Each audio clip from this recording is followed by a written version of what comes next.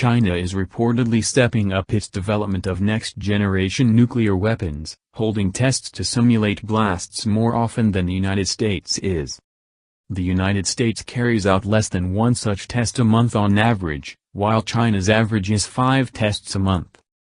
China conducted about 200 nuclear blast simulations between September 2014 and December 2017, according to the China Academy of Engineering Physics, a major Chinese weapons research institute.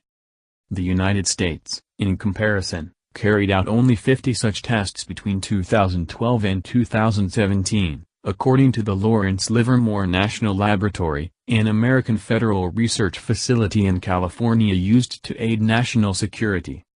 Experts warned the South China Morning Post that as China, the United States and Russia separately seek more targeted nuclear weapons to deter against potential threats, the risk of a nuclear conflict increases.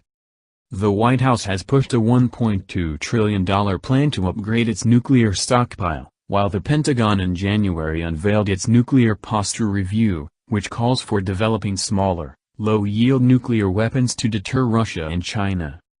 Pentagon officials have said the United States wants aggressive nations to believe it might actually use such weapons.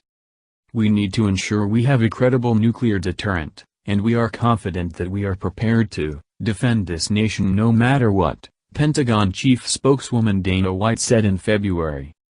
Congress followed up with authorization to fund such weapons in separate versions of its annual defense policy bill. The Senate Armed Services Committee's version of a $716 billion National Defense Authorization Act, NDAA, for fiscal 2019, moved to the full Senate last week, supports the administration's request for $65 million to develop a low-yield nuclear warhead.